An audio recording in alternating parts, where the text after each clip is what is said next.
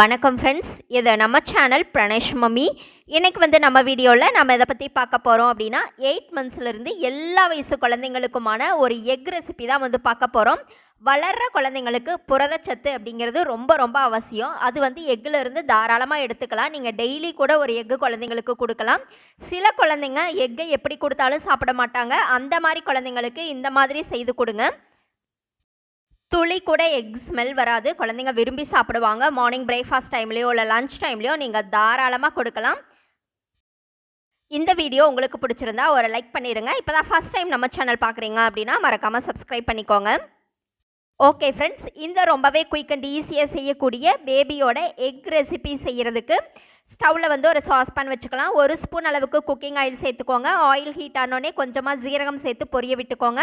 இப்போ பொடிசாக நறுக்கின வெங்காயம் கொஞ்சம் சேர்த்து வதக்கிக்கோங்க. கூடவே கொஞ்சம் தக்காளியும் சேர்த்து நல்லா வதக்கி விட்டுக்கோங்க. இப்போ இது எல்லாமே நல்லா வதங்கி வந்த பின்னாடி பார்த்தீங்க அப்படின்னா இது கூட கொஞ்சமாக இஞ்சி பூண்டு பேஸ்ட்டு லைட்டாக சேர்த்துக்கோங்க. இதையும் சேர்த்துட்டு அந்த தக்காளியை நல்லா வதக்கிக்கோங்க. தக்காளி நல்லா மசிஞ்சு வந்துடணும். இப்போ இது கூட கொஞ்சம் சால்ட்டும் சேர்த்து நல்லா வதக்கி விட்டுக்கோங்க. இப்போ பார்த்தீங்க அப்படின்னா நான் வெள்ளை அவல் ஒரு 2லேருந்து 3 ஸ்பூன் அளவுக்கு எடுத்துக்கிறேன். அதை கழுவிட்டு ஊற வச்சுருங்க. இப்போ இது கூட கொஞ்சம் பெப்பர் தூள், அதுக்கப்புறம் கொஞ்சம் மஞ்சள் தூள் இதையும் சேர்த்துட்டு இது எல்லாத்தையும் நல்லா வதக்கி விட்டுக்கோங்க. இந்த மசாலா கூட சேர்ந்து இந்த தக்காளி நல்லா வதங்கி வந்த பின்னாடி நம்ம ஊற வச்சுருந்தோம் இல்லையா வெள்ளை அவல், கழுவிட்டு நல்லா ஒரு 10 நிமிஷம் ஊற வச்சுருந்தோம். அதை இது கூட சேர்த்துக்கோங்க.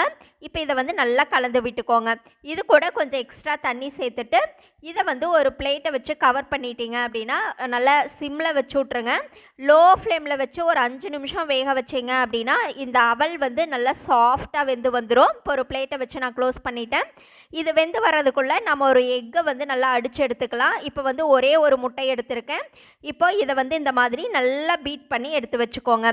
இப்போ 5 நிமிஷம் கழித்து ஓப்பன் பண்ணி பார்த்தோம் அப்படின்னா இந்த அவல் நல்லா சாஃப்டாக வந்துட்டுருக்கு. இப்போ நம்ம பீட் பண்ணி வச்ச இந்த எக்கை இது கூட சேர்த்துட்டு நல்லா கலந்து விட்டுக்கோங்க. குயிக்காக கலந்து விட்டுட்டு ஒரு 2லேருந்து 3 நிமிஷம் மட்டும் இந்த மாதிரி நல்லா கலந்து விட்டீங்க அப்படின்னா குழந்தைக்கு எடுத்து ஊட்டுற மாதிரி இந்த மாதிரி கொஞ்சம் குலைவாக கிடைக்கும். குழந்தைங்களுக்கு சுத்தமாக எக் ஸ்மெல்லே வராது. நல்லா விரும்பி சாப்பிடுவாங்க. டேஸ்ட்டாகவும் இருக்கும். இந்த ரெசிபி உங்களுக்கு பிடிச்சிருந்தது அப்படின்னா மறக்காமல் ஒரு லைக் மட்டும் கொடுத்துருங்க. தேங்க்யூ.